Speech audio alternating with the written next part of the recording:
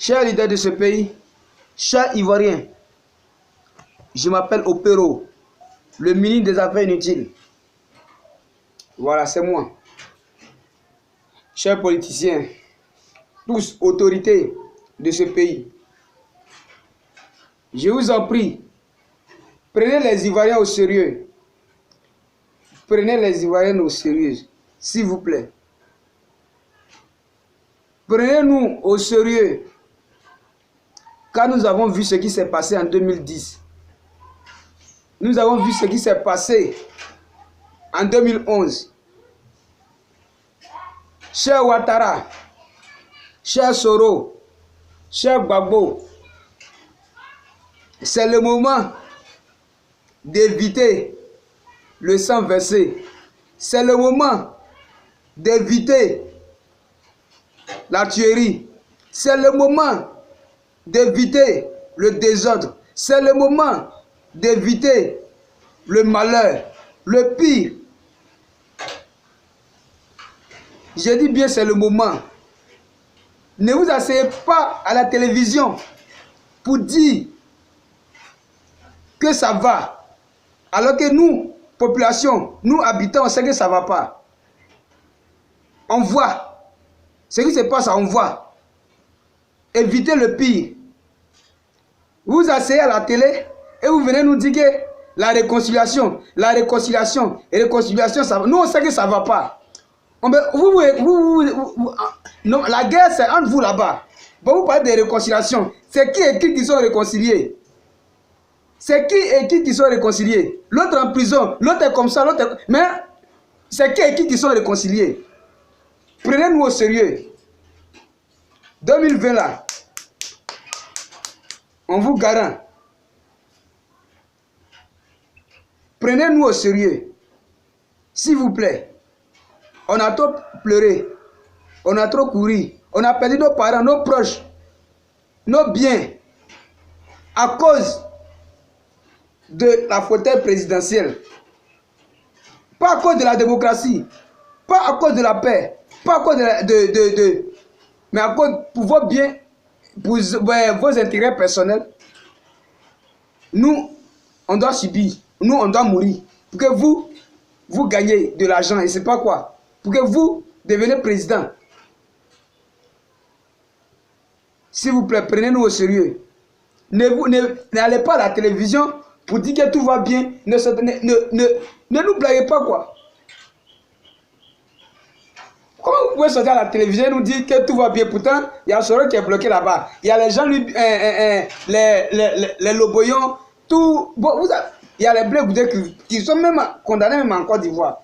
Et tu ne mets pas de réconciliation. Quand tu me dis réconciliation, là, la guerre a s'éclaté entre vous, politiciens. Maintenant, mais tu es réconcilié avec qui? Prenez-nous au sérieux. Quand vous sortez à la télévision, vous parlez. Ce qui ne va pas là, cherchez à régler ça. Cherchez à régler ça dès maintenant. Pour éviter le pire. Vous savez ce que vous pouvez faire pour retrouver la paix en Côte d'Ivoire. Vous savez très bien. J'ai vu des gens qui ont lutté pour le pouvoir, qui ont lutté pour avoir le pouvoir, pour changer quelque chose. On leur proposait des milliards. Tiens, tu seras milliardaire, mais le pouvoir, là, il faut laisser. Il dit non, je ne veux pas.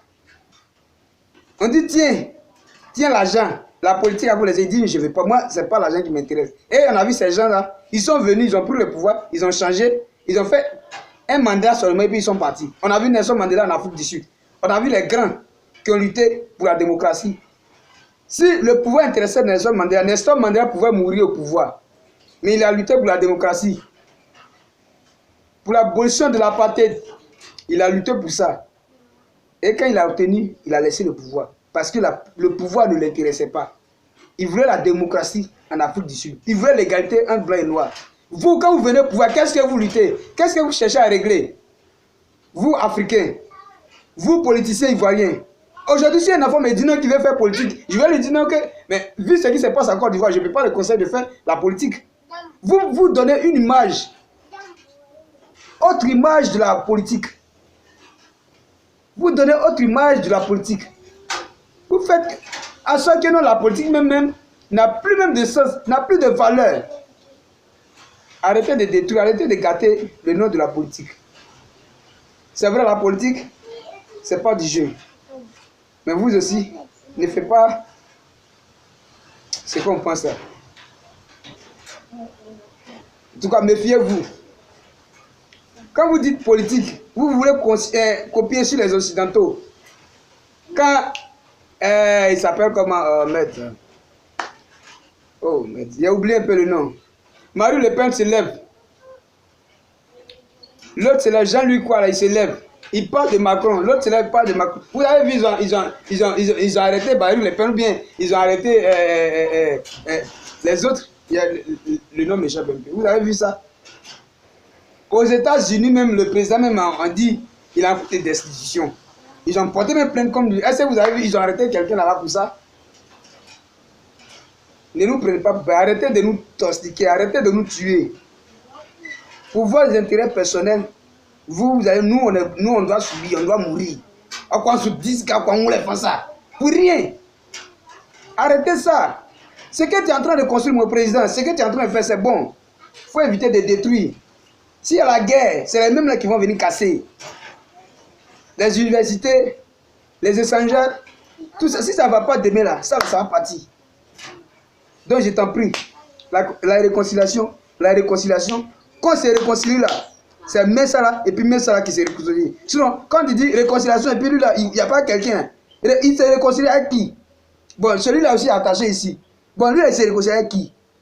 Si celui-là ne vient pas là, on ne peut pas parler de réconciliation. On ne peut pas parler de main dans main. Mon président, je te parle. S'il te plaît, tu peux sauver la vie des milliers d'Ivoiriens en 2020. Tu peux faire. Tu peux nous donner la paix. Tout cela dépend de toi. Tous les Ivoiriens te regardent. Fais quelque chose pour nous. On est fatigué. 2002, 2010, on est fatigué. Président, pardon, on est fatigué. Toi, tu peux nous donner la paix. Entre maintenant sur la réconciliation. S'il te plaît, il faut nous aider. Merci beaucoup. Je m'appelle Opero, le ministre des Affaires inutiles. Quand vous êtes à la télé, quand vous parlez de la réconciliation, parlez aussi de la libéralisation. Merci.